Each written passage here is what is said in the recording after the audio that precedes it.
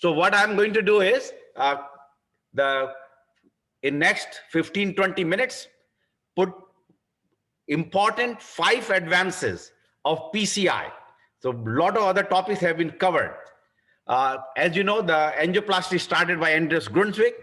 Dream was to catheter-based percutaneous treatment of vascular disease in alert and awake patient.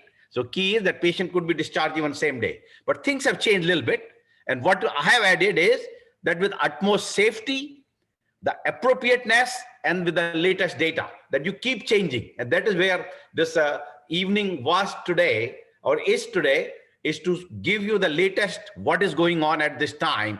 And of course, you do it in the safest manner and most appropriateness, because we are heavily scrutinized what we do.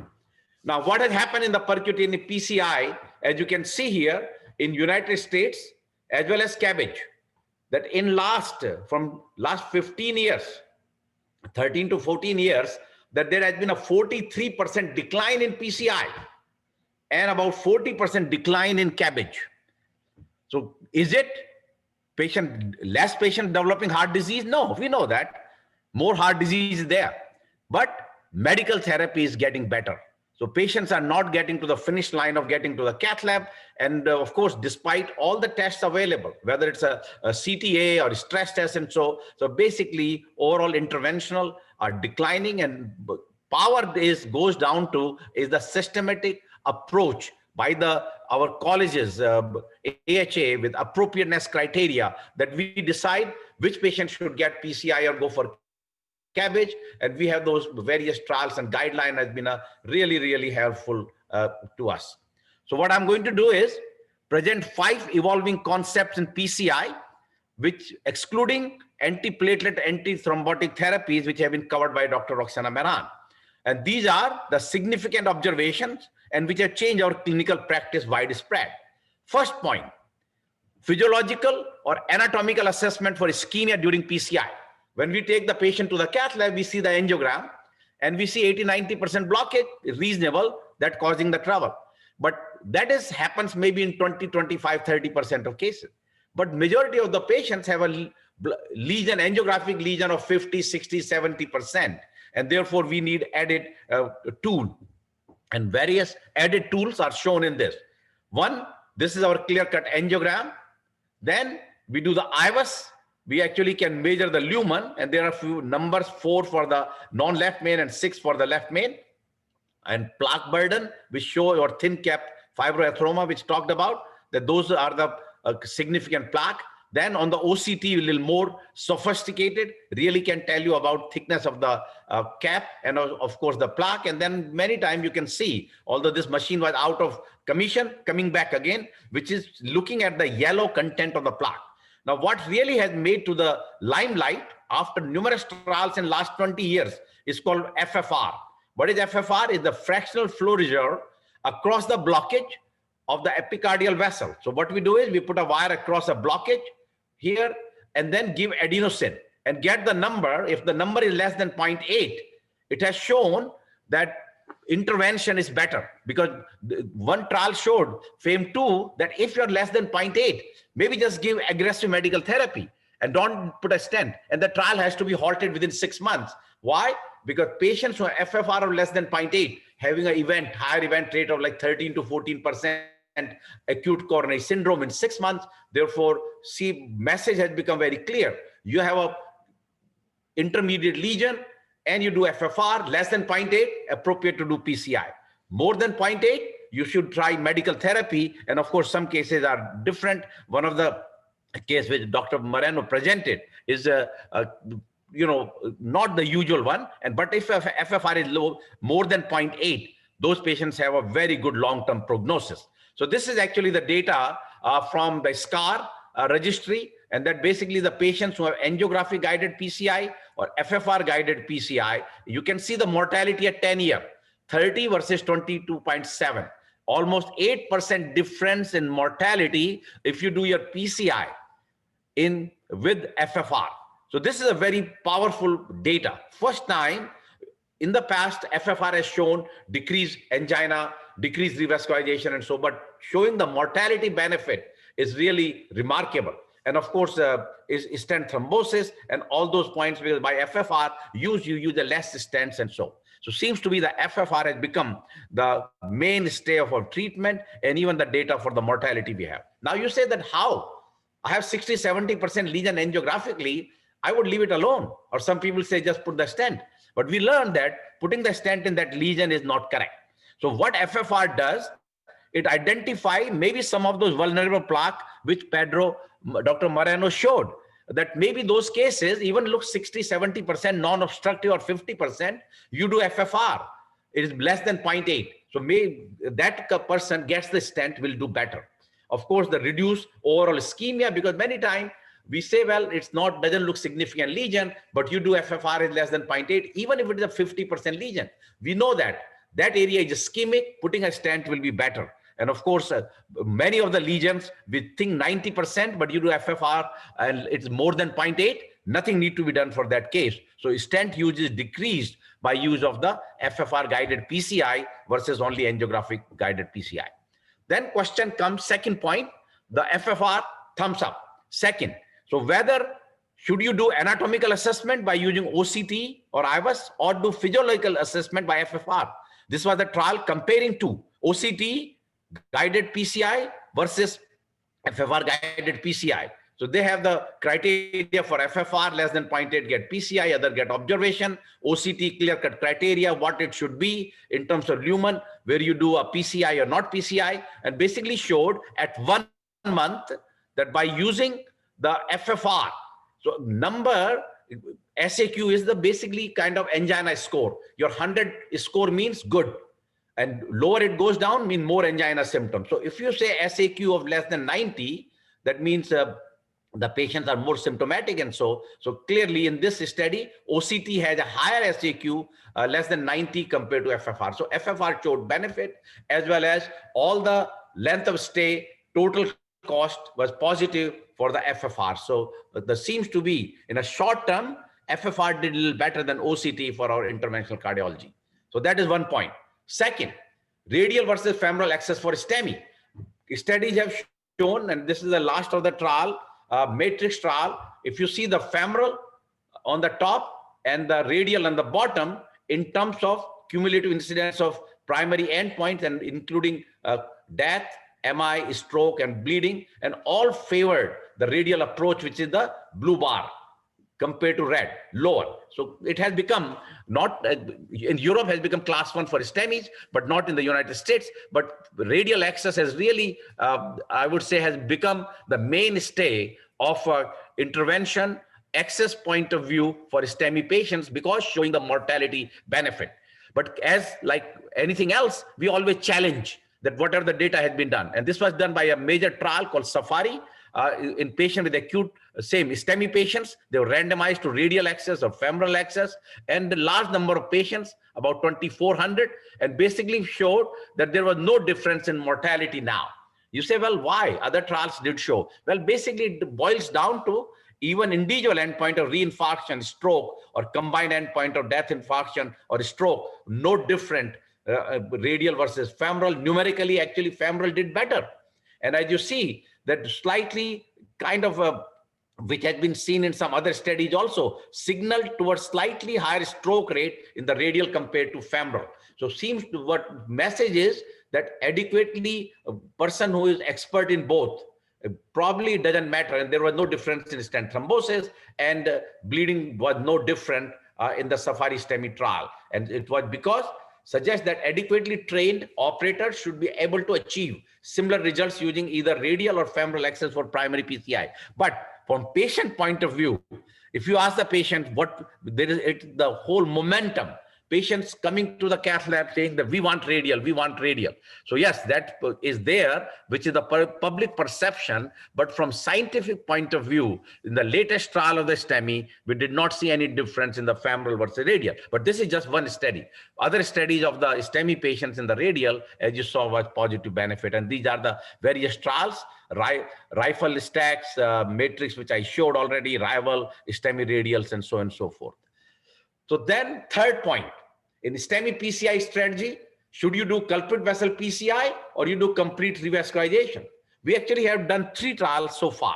the PREMI, culprit, and primulity. So all basically, whether you do PCI of the same time or you do it as a stage fashion, patient with multi-vessel disease, do you do a culprit PCI or you do all vessels, full revascularization? And overall, data have supported the full revascularization.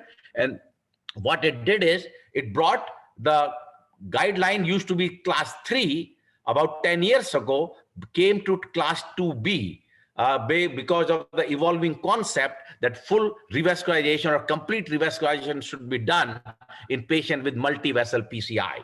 So then there was a major trial called COMPLETE trial done from Canada, and basically compared this concept, culprit lesion or complete revascularization in 4,000 plus patients, and follow up for 3 years. What did they find? The red is the culprit lesion and the black is the complete revascularization. Look at that, almost 2.8% difference in favor of complete revascularization. Means doing complete revascularization in patients with a death and MI was significantly lower in the complete revascularization. So it was both points, death as well as the new MI, and number needed to treat will be 37 to decrease one event of death and MI. Individual endpoints are here, and then combine everything favored the complete revascularization. So that seems to be a running concept. And these are the individual endpoints of the death, stroke, stent thrombosis, and also you say, well, maybe by giving too much dye, complete revascularization, maybe more bleeding or kidney injury, there was slightly numerically higher, but not significant. More important was, should you do PCI at the same time during the same hospital admission, or you do a stage after 3 to 4 weeks? And basically this is the initial, this was after initial hospitalization. You can see the benefit continued whether you do initially or you do follow-up. These are the percent per person per year. So clearly in favor of complete revascularization, which has become the standard now. And this is, we hope the updated guideline will make now from 2AB to to class 1 indication of the complete revascularization. Now, second point, patient with a cardiogenic shock. As you know, cardiogenic shock in the past used to be that do all the vessels in cardiogenic shock patient. And this was done in the culprit shock trial, in the 30-day in terms of mortality and mortality or renal replacement at 1 year, all showing benefit of culprit vessel PCI compared to complete revascularization. Totally different than what we saw in the complete trial. So it seems to be in shock cases, you just do the culprit vessel, and that actually guidelines have made now that doing a complete revascularization is class 3 indication in patient with the shock. And so the next point number 4, unprotected left main revascularization. Should you do PCI or you should do CABG?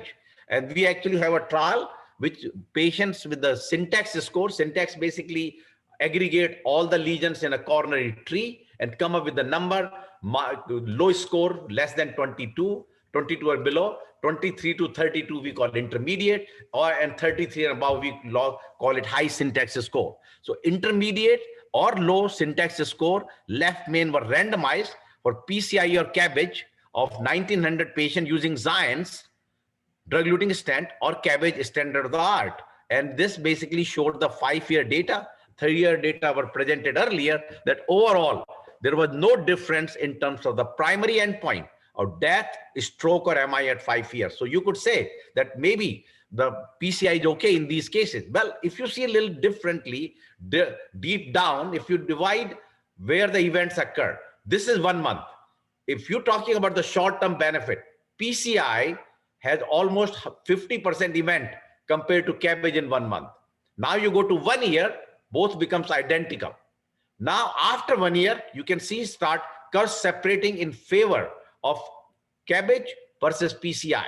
So seems to be that somebody, young person, multi-vessel disease, it probably will do better with the CABG, and somebody with a limited lifestyle, old age, and the overall very comorbid conditions probably will do very good with the PCI compared to CABG.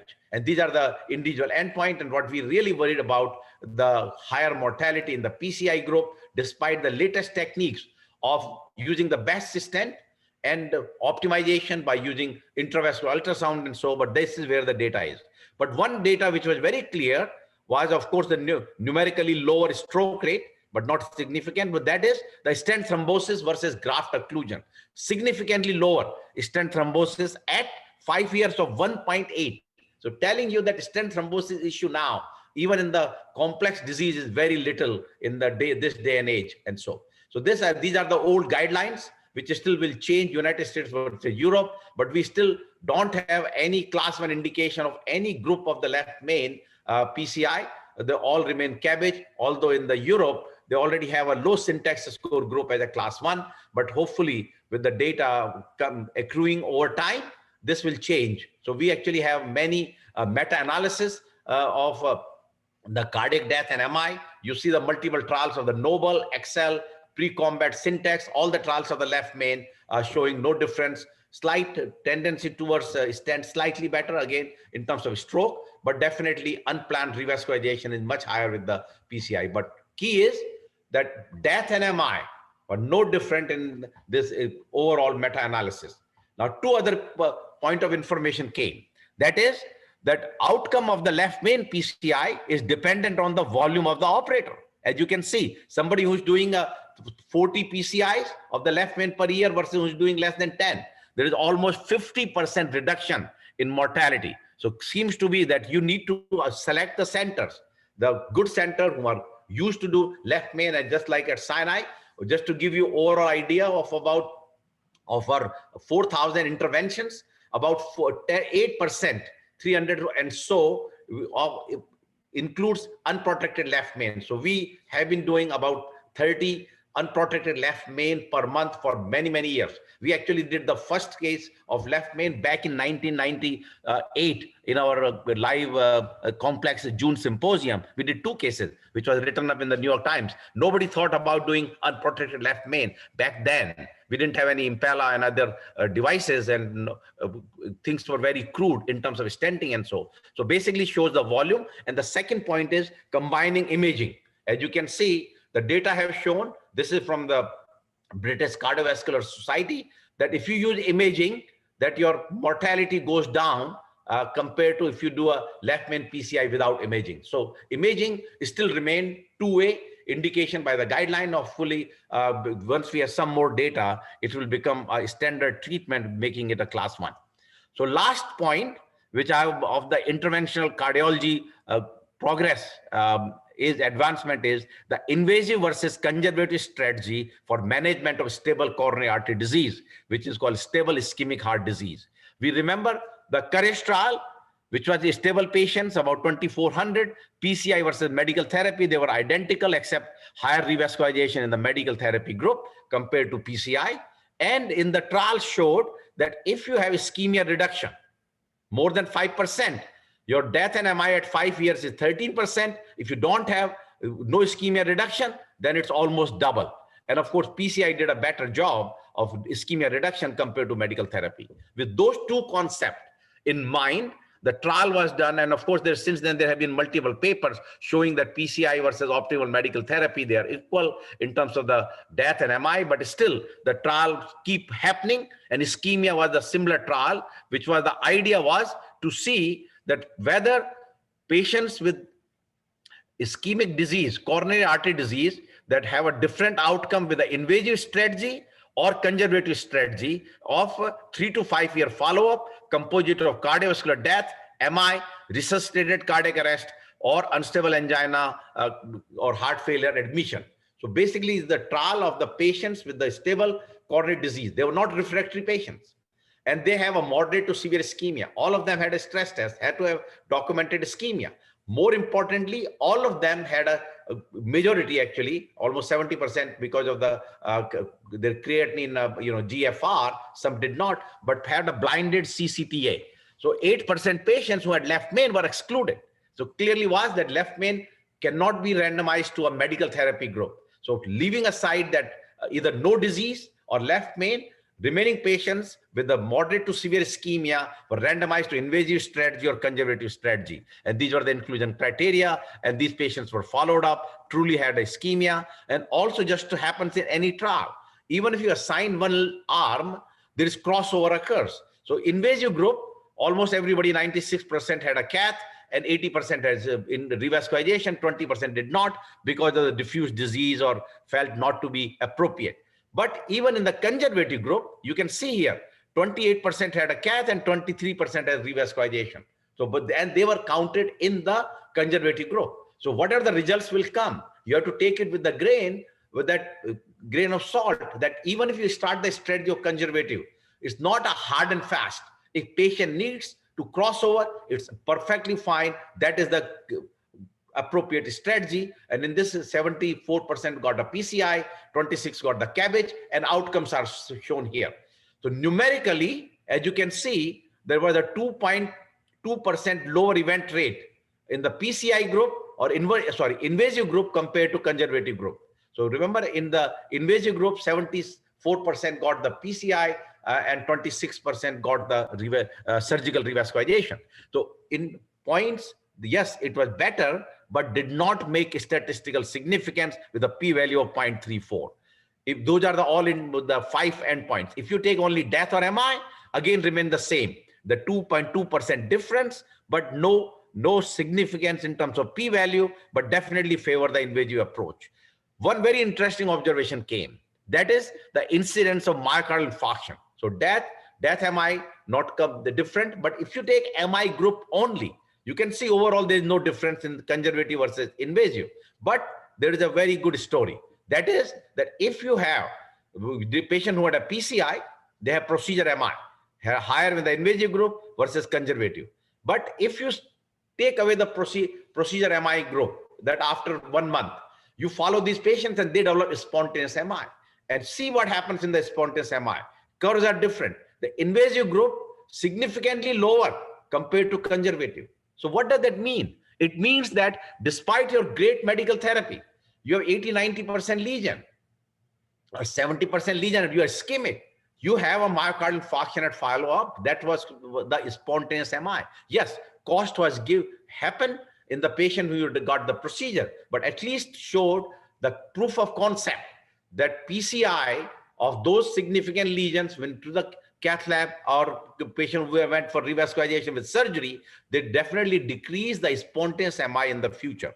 So that was the basically conclusion. So if I had to say that overall no difference, but invasive strategy reduced the incidence of spontaneous MI compared to conservative strategy. And it is the first study which ever showed that PCI can reduce the incidence of MI.